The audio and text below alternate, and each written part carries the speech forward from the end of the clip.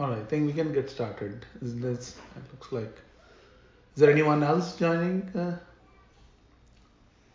Susan today was supposed to join, but she must be running late. Okay. All right, we can get started. Okay. So, my niece, she is doing her medicine, first year, second year now. And she sent me a question. If anger and ego is God given, it's part of the human nature. So anything part of the nature is God given. Typically that's an assumption, right? So I'm not going behind, what is the truth and what is not. But, just an idea that it is God given. So if it is God given, then why can't God taketh it away?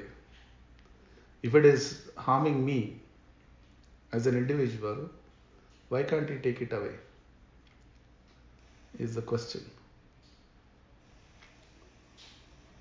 So I pondered over a bit on the question. And see, the general, this is my idea, which is kind of solidified over a period of time, is that anything which is in us naturally. Okay, Susan joined us. Hello. Hey, Susan. So let me give the question again. So one question which came to me, looks like you are on mute. Okay. All right. I was in the wrong meeting. All right. So the question is, if anger and ego and any other qualities which are not desirable, if they are God given, why can't He take it away? That's the question, right? So anything natural to us, a characteristic of a human, everything, every emotion, every aspect is very much required for our survival. Right? Very much required for our survival. If those things are not there in us, life becomes fixed. We become stoics. When we become stoics, there is no dynamism to the life. We become fixed like stone. That's not what humans are. Even when we talk about, the qualities of highly evolved people, we sort of imagine them to be stoics with no emotions, no feelings. Anything happens is okay in life. They don't get mad. They're always smiling and nice and sweet. You slap them, they'll show another cheek. These kind of qualities we attribute to highly evolved people, which are, I would say, sadly wrong, because they've not become stones. They've become even more dynamic than what we are. But their maturity state is slightly different than us. Their aspect of receiving things slightly different than us. Slightly, not largely. So then why is anger? Anger is very much needed. And anger, without anger, getting angry about somebody, with somebody, is a different story. But if that anger is diverted towards me, I mean, that anger happens also naturally, even if I don't divert it towards me, is my heart recognizes a higher state, an ideal state, which it wants to attain. And the reality is not matching with that state which I want to attain, which I want to be in, which I ought to be. And that creates sort of anger. I need to be there. And the anger is also because the ego is backing it up. So ego is also a very necessity factor, or necessarily we should have it, because without ego there is no achievement in life. There is no aspiration in life. Because there is an identity, certain identity ego creates in me, which creates also a need for me to aspire something. Aspiring and ambitious is two different things again. Ambition is not need based. Ambition is desire based. Aspiration is need based. You know. So in aspiration, the quality of life changes. In ambition, the quality of life decreases. It's you're constantly working at something without knowing the value of that ambition. Aspiration is need based because it's a need, then there is definitely a value is there for that need. Always any need is existential. Ambition is not existential. So that's why aspiration has certain value, whereas ambition is out of comparison, out of a desire to accumulate. So in aspiration there is quality of life. I mean, I exhibit a lot of quality because it's always need based. And the need has to be fulfilled. If the need is not fulfilled, the system goes out of balance. There are many aspects to this, and one of the aspiration is when we recognize it through the meditational practices, to be in a higher conscious state. We know that difference as we meditate. We realize when we come in touch with that higher consciousness within me through meditation, I clearly notice that difference. When I notice that difference, that is what I aspire to be. That higher conscious state. So when that aspiration begins, my total life transforms. Because I want to go back to that state again and again and again.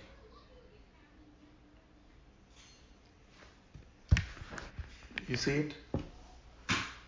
So a meditative state which is created in my meditation, without my knowledge I hold on to it. Once I start holding on to it, that becomes a need. I continue to, or I try to be in that state as much as possible. And through that state, I come into this world. For example, when I do my meditation in the morning, as soon as I get up, so when I'm ready to face the world, I come out into this world through that meditative state. When I come out into this world with that meditative state, the way I receive things, the way I acknowledge things, the way I accept things, the way I face the situations is totally different than normally the way I am dealing right now. One difference definitely is there is always an agitation. My identity keeps on, it gets challenged when I start facing the life. Always my identity is challenged. But that identity which is challenged is the lower identity. Now when I identify myself with a higher consciousness, that identity cannot be easily challenged. Because that identity has the ability to accept things. That identity has the ability to go around, knows how to come out of mundane issues. So slowly that identity becomes a constant identity, what we call constant remembrance. That means I can go back into that meditative state even if you see a small gap in your thought process. Today, if there is a gap, what do? We look at our cell phones. It happens. We don't even plan for it. If there is any gap, the first thing we do is look at our cell phones. Or you start something, you browse something, like it has become a habit. But once I go into meditative state, once I experience it, that becomes my need. At every gap, the mind is going there and coming out with that meditative state.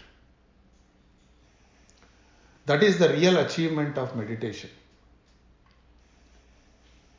The so-called peace we talk about is that. That peace is not a constant state. Peace is a dynamic state. It has its own fluctuations. But it knows its 0 point. It fluctuates and comes to zero. It fluctuates and comes to zero. So there is fluctuation, but at the same time it knows its zero state. So we constantly go back to that state, and that is the real application or benefit of meditation.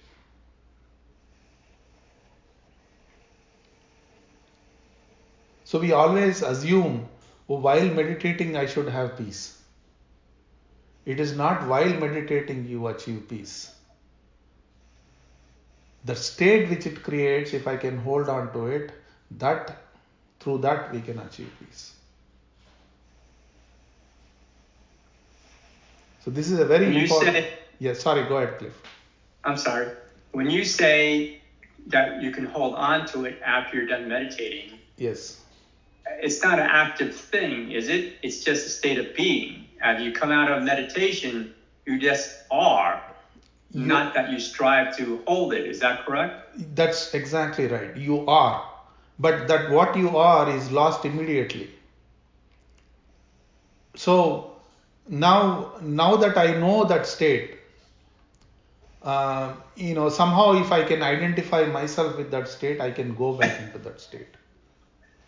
Suppose, so when you feel like you are deviating too far from what you deem adequate peace, do you routinely then go into meditation to try to reset yourself? We don't have to. Once I kind of experience that state, I just have to think about it. It takes a second to go back to that state. Suppose you are worried about a situation or a problem.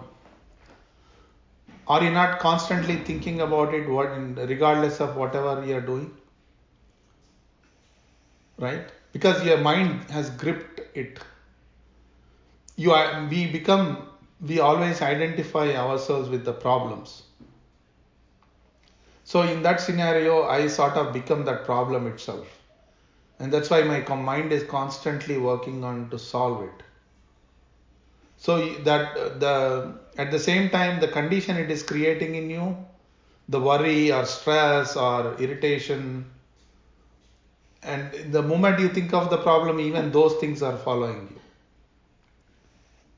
But here, similarly, when my mind identifies with that meditative state, just by thinking of it, we go back into that state.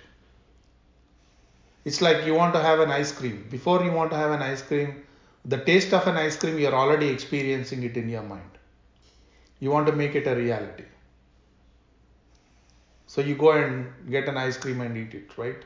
Same thing here. The moment the moment start cherishing that state, that being, I know how to go back there again and again without having to meditate. Try it out. I mean, try your meditation like this in the morning. Try to observe your state. The moment you become that observer, that state becomes sort of little more permanent than what it is today. And then carry that state into your life.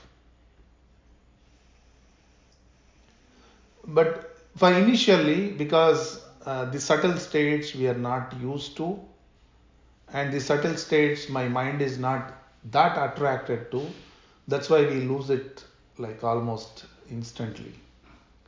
But slowly with this idea, if I go into meditation and then when I start thinking about holding, that's why I'm using the word holding on to. Though it is a being, that being is lost as soon as my mind goes somewhere else. So now I have to go back into that being as frequently as possible throughout the day. We don't even have to close my eyes. I just have to remember that state.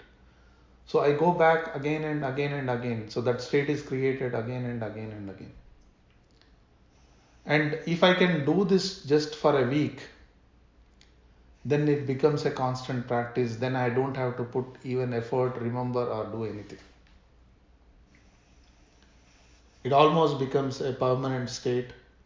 And that's how we move from one state to another state. If I'm losing it, I lost it again. I mean, a small act it can make you lose that state. So you're basically saying repetition makes it a habit. Repetition throughout the day makes it a habit. Yeah. As much as possible, consciously we try to do it, then it becomes almost a second nature to us.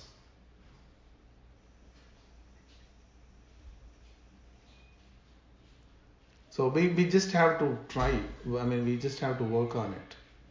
So this just meditating for half an hour is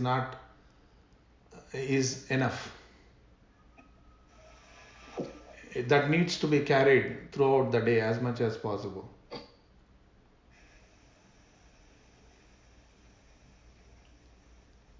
So we call that as practicing constant remembrance. Remembrance of what? Remembrance of that state. Mentally. Here for that state there are no words. It's your own feeling, your own experience is a proof. Correct?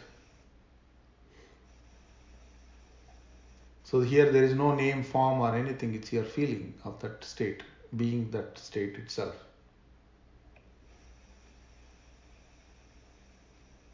So that is the real application of meditation in our life.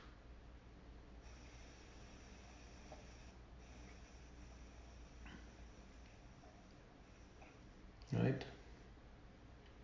So going back to the question, the ego is important. Without ego, we don't even recognize anything. There's no identity. So, but as my conscious state is going to higher and higher dimensions, this ego gets refined more and more and more. So it's a refining of the ego rather than negating it. In spirituality, there is no negation. There is only inclusion. A mind reaches a state, it can get disturbed, but at the same time it comes out of it successfully by accepting that situation. It's a more and more of acceptance. The more and more of acceptance, the more and more of inclusion happens. Today in our world, this more of negation is happening. That's why there are so many differences. So many problems born out of prejudice. When ego is refined, prejudice almost becomes zero. when ego is not refined, it is working towards a lower and lower consciousness without our knowledge, because there are so many venues to work on the lower consciousness instead of higher conscious state. The prejudice becomes more and more, right? I mean, why there are so many criminals, so many crimes happen is because their ego is not refined.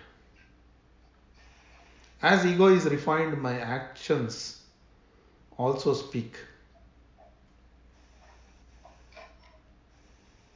My attitude speaks. My approach to life speaks. I don't have to be a millionaire. I don't have to be a brilliant guy. I can be a normal, average individual.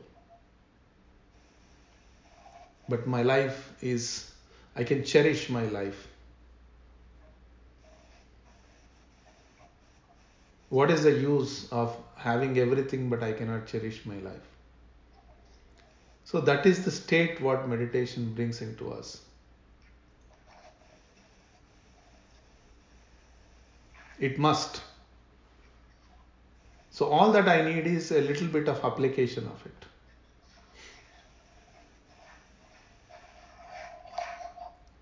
So meditation as a practice is for this reason. Alright, so from now on, carry that meditation as long as you can. Without meditating, try that. It happens. Okay? Alright, so let's meditate.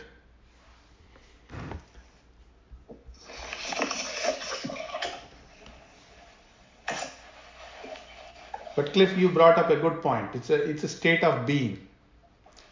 That's why we sort of think of that state and we can get in there.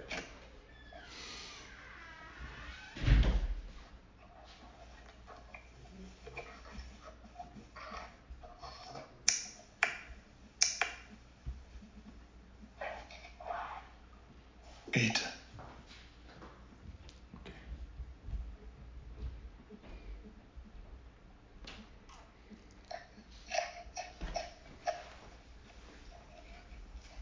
Welcome to the Heartfulness Guided Relaxation. Let's start with our feet.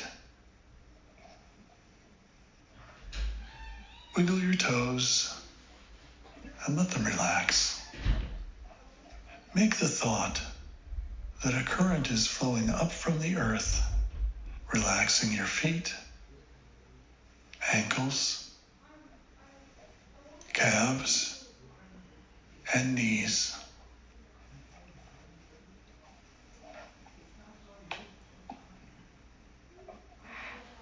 Now this healing current is moving into your thighs and hips, softening the muscles and releasing any tension.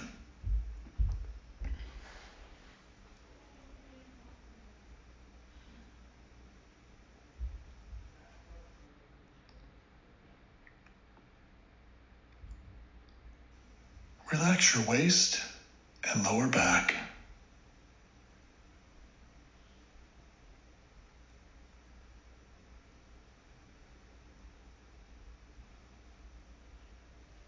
Allow this current to move up into your chest and upper back and shoulders. Every muscle is deeply relaxing.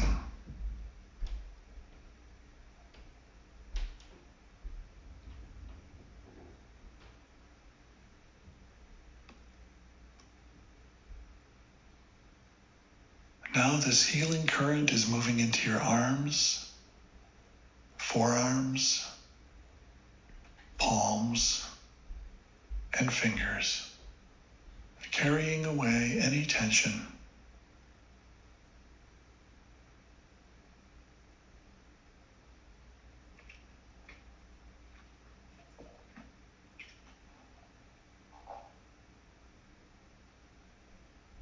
Bring your awareness to your neck.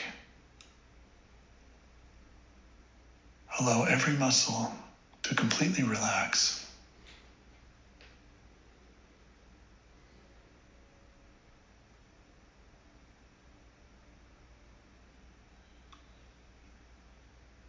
This healing current is now moving up into your face, relaxing the jaw and mouth, the nose and eyes.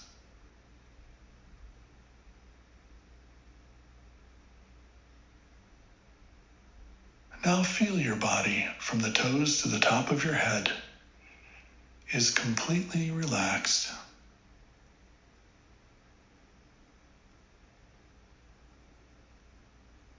Gently bring your awareness to your heart.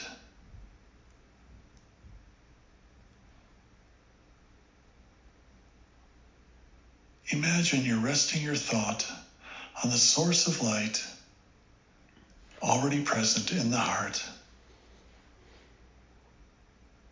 Feel it's attracting you inwards.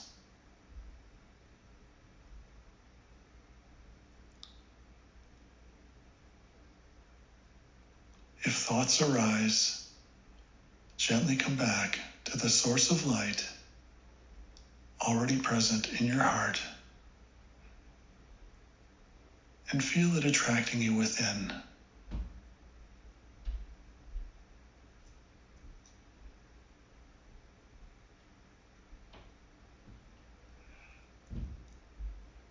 Stay with this thought. At the end of the session, I will say that's all. Please continue meditating.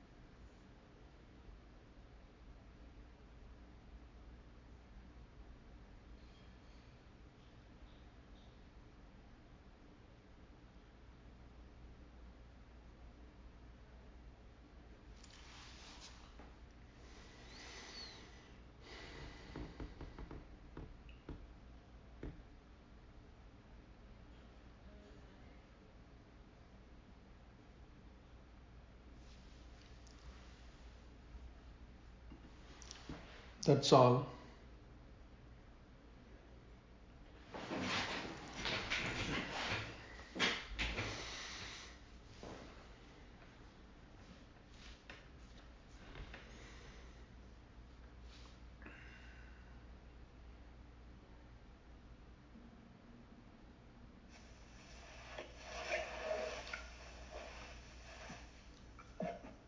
Thank you. Thank you all for joining us today, and we'll meet again next week at the same time. Thank you. Thank you.